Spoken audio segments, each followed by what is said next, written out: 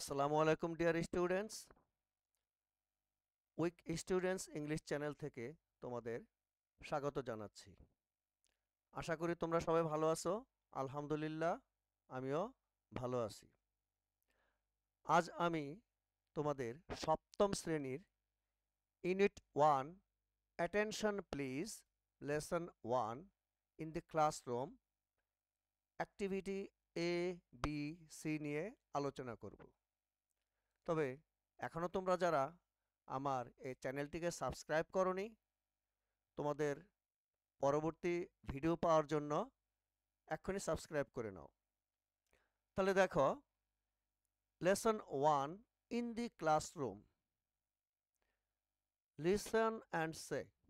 At first তোমরা কি করবে, এই যে ছবিটি দেখতে পাচ্ছ, এই ছবিটি সম্পর্কে তোমরা একে অন্যের সাথে কথা বলবে, জোড়া জোড়া কথা বলবে, দলীয়গতভাবে কথা বলবে। তাহলে দেখো কিভাবে বলবে। ফার্স্ট স্টুডেন্ট বলবে, what can you see in the picture. অপরজন বলবে, I can see a classroom in the picture. পরের প্রশ্ন হতে পারে, who are in the classroom. এটার উত্তর হবে, in the classroom there is a teacher and the students. পরের প্রশ্ন হতে পারে, what is the teacher doing? তোমাদের উত্তর, the teacher is teaching her students. এরপরে প্রশ্ন হতে পারে, what are the students doing? এটার উত্তর হবে, the students are listening to their teachers. তাহলে এভাবে তোমরা প্র্যাকটিস করবে। এই প্র্যাকটিসে তোমাদের স্পিকিং স্কিলটি ডেভেলপড হবে। তাহলে এখানে টেক্সট দেখো, teacher, good morning and welcome everybody.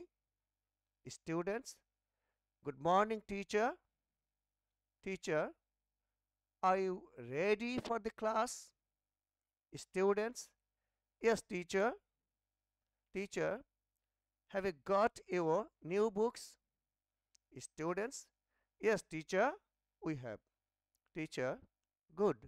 Please remember to bring your English book every day and speak English with me and with your classmates. আমরা এবার কিছু ভোকাবুলারি দেখব। এই ভোকাবুলারিতে কিন্তু অধিকাংশ ছাত্রছাত্রীদেরকেই দেখা যায় তোমরা কিন্তু একটু অমনোযোগী, তোমরা ভোকাবুলারি পড়তে চাও না। কিন্তু ভোকাবুলারি না পড়লে তোমার জ্ঞান কিন্তু ইংরেজির জ্ঞান সমৃদ্ধ হবে না। এবং এটি আরও একটি বিষয় যেটা তোমরা মোটেও পড়ে থাকো না দু একজন স্টুডেন্ট ব্যতীত, সেটি হচ্ছে এটি কোন পার্ট অফ স্পিচ। দেখো সেটি আমি বলছি, মিনিং দেখবে, এবং এই যে এখানে একটা ইংলিশ মিনিং রয়েছে, ইংলিশ মিনিং অর্থাৎ সিনোনিম রয়েছে এখানে। দেখো, লিসন, এইটি হচ্ছে ভার্ব, যার অর্থ শোনা। এইটির ইংলিশ মিনিং হচ্ছে here.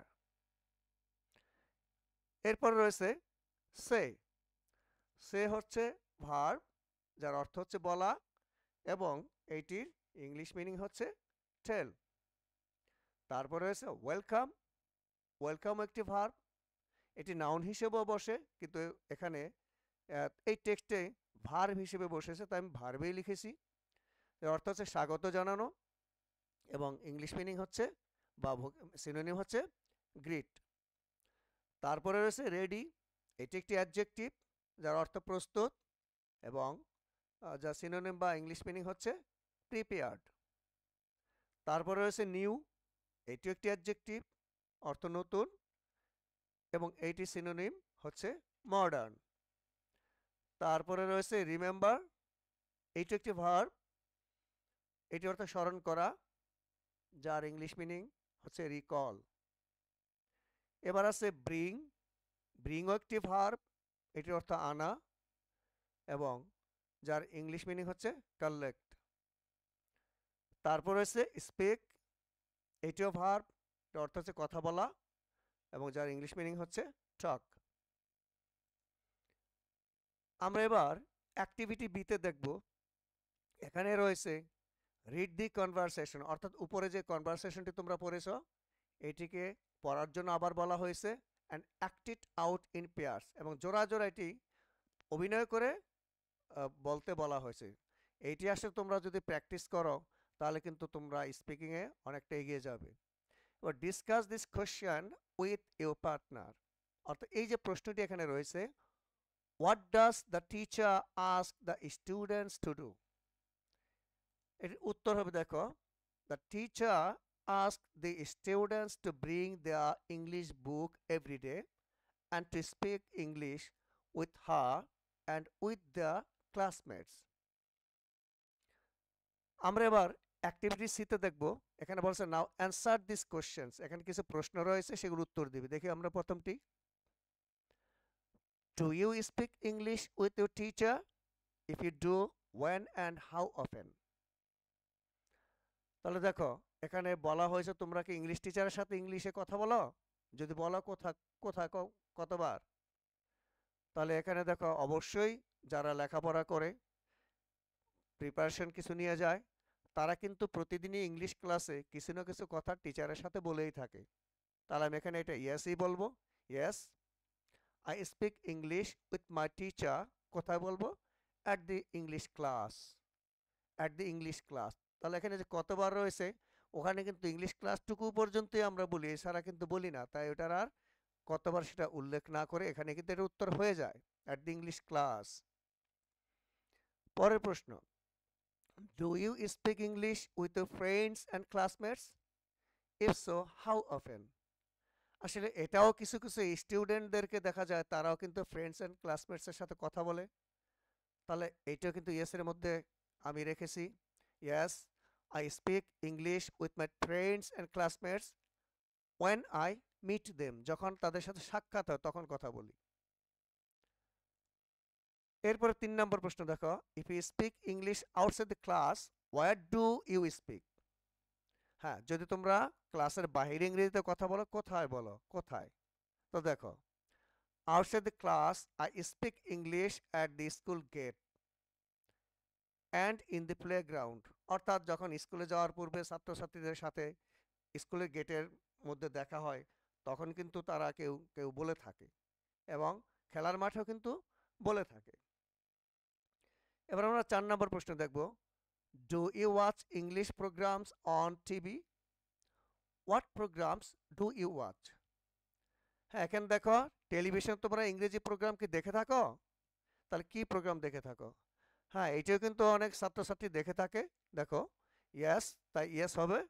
I watch English news and English cartoon. আসলে অনেক ছাত্রছাত্রী ইংলিশ কার্টুন দেখে থাকে, আর কেউ কেউ ইংরেজি সংবাদকে শুনে থাকে। তাহলে এখানে ইয়েসে আমি রেখেছি, তাহলে I watch English news and English cartoon. তাহলে শিক্ষার্থী বন্ধুরা, তোমরা এই ভিডিওটি তোমরা একটু প্র্যাকটিস করবে এবং বারবার প্র্যাকটিস করবে। বারবার প্র্যাকটিস করলে তোমাদের কিন্তু চর্চা হয়ে যাবে। আমি তাই উচ্চারণগুলো বলেছি, এবং এখানে যে টেক্সট ছিল, কনভারসেশন ছিল, সেইটাও আমি উচ্চারণ করেছি। তোমরা এটা দেখে দেখে প্র্যাকটিস করবে, তাহলে ইনশাল্লাহ তোমাদের সুন্দর এটা শেখা হয়ে যাবে। এবং আমি তোমাদেরকে বলবো, আমার পরবর্তী ভিডিও যদি পেতে চাও এখনই আমার এই চ্যানেলটিকে সাবস্ক্রাইব করে নাও এবং ভিডিওতে লাইক করো, শেয়ার করো। ধন্যবাদ সবাইকে।